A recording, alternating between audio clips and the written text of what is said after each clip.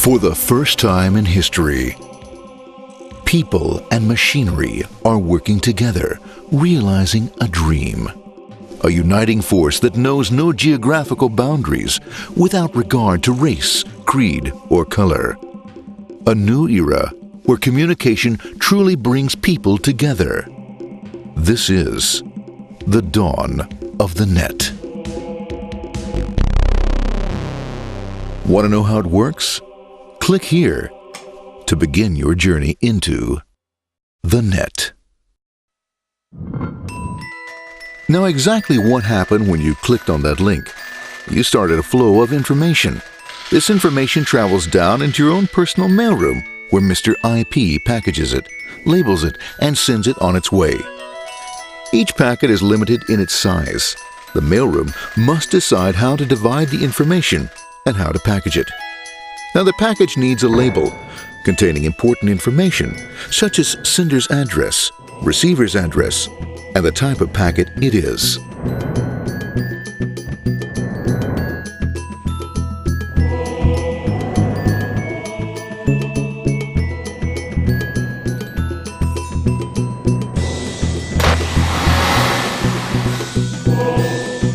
Because this particular packet is going out onto the internet, it also gets an address for the proxy server, which has a special function, as we'll see later.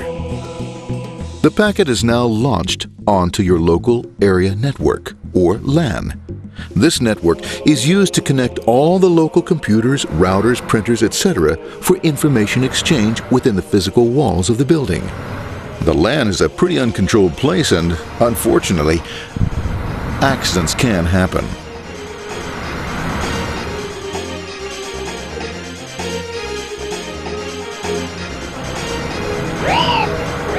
The highway of the LAN is packed with all types of information. These are IP packets, Novell packets, Apple Talk packets. They're going against traffic, as usual. The local router reads the address and, if necessary, lifts the packet onto another network. The router, a symbol of control in a seemingly disorganized world. Whoops, sorry about that. Let's go with this one here, this one here. This one goes here, this one goes here. I don't like this one. Let's go with this one. Let's go here.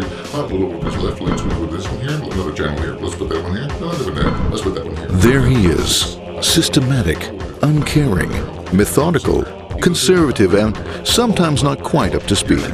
Sorry. But at least he is exact, for the most part. That's the one that was there. That one was there. That one was there. And this one was there. Oh, another one that was there. That was there. He's behind that one. Still there. That was there. He was there. Oh, let's put that one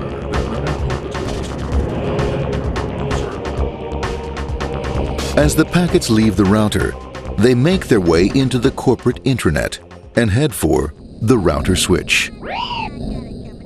A bit more efficient than the router switch plays fast and loose with IP packets, deftly routing them along their way.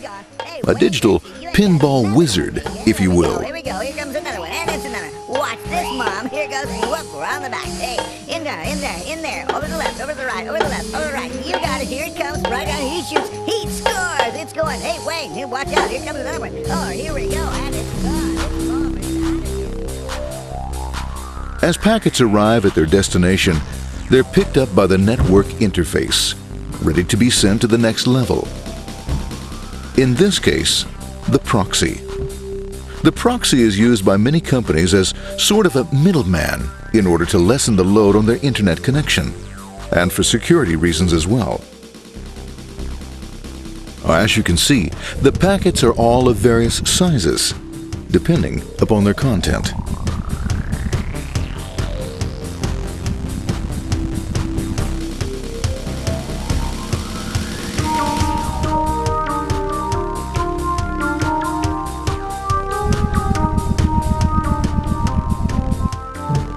The proxy opens the packet and looks for the web address, or URL.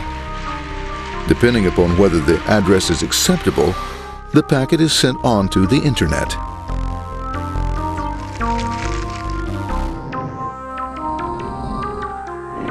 There are, however, some addresses which do not meet with the approval of the proxy, that is to say, corporate or management guidelines. these are summarily dealt with. We'll have none of that. For those who make it, it's on the road again.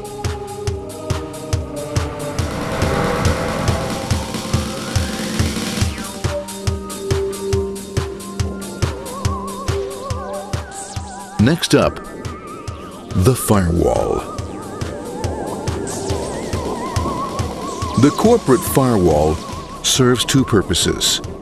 It prevents some rather nasty things from the internet from coming into the intranet, and it can also prevent sensitive corporate information from being sent out onto the internet.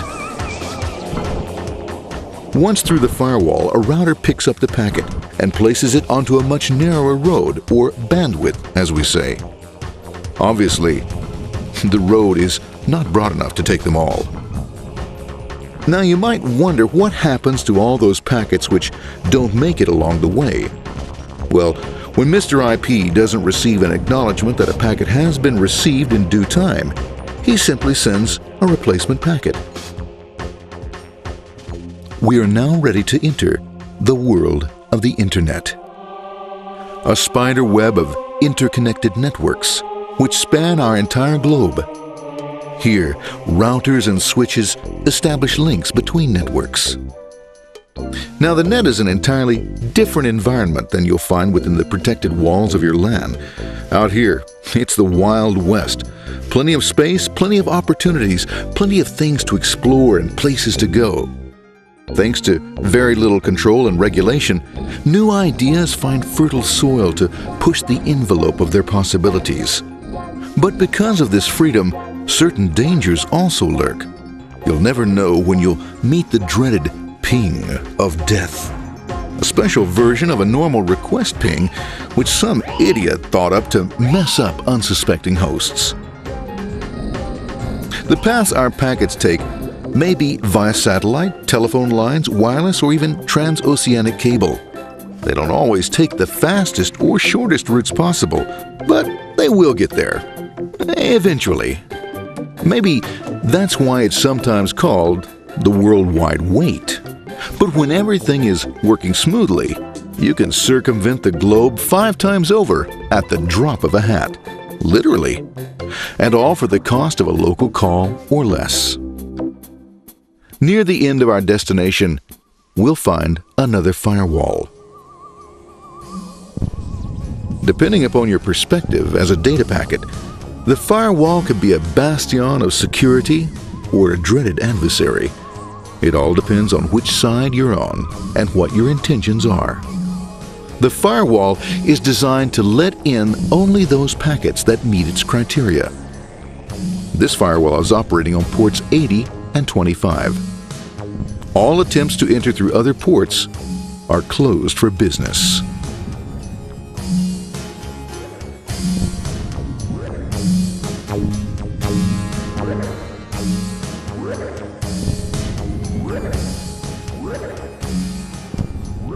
Port 25 is used for mail packets, while Port 80 is the entrance for packets from the Internet to the web server. Inside the firewall, packets are screened more thoroughly. Some packets make it easily through customs, while others look just a bit dubious. Now, the firewall officer is not easily fooled, such as when this ping of death packet tries to disguise itself as a normal ping packet. It's okay, go on, it's okay, no problem. Have a nice day. We out of here. Bye. For those packets lucky enough to make it this far, the journey is almost over. It's just a lineup on the interface to be taken up into the web server. Nowadays, a web server can run on many things, from a mainframe to a webcam to the computer on your desk, or why not your refrigerator? With a proper setup, you can find out if you have the makings for chicken cacciatore or if you have to go shopping. Remember, this is the dawn of the net. Almost anything's possible. One by one, the packets are received, opened, and unpacked. The information they contain, that is, your request for information, is sent on to the web server application.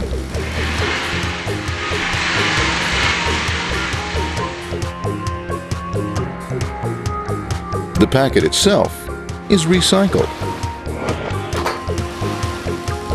ready to be used again, and filled with your requested information.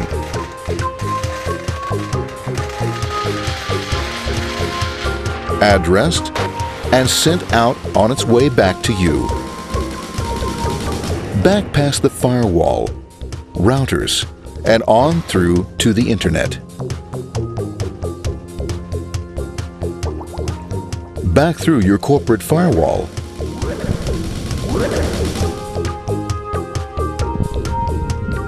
And onto your interface.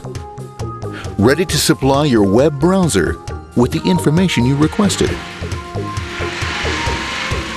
That is, this film.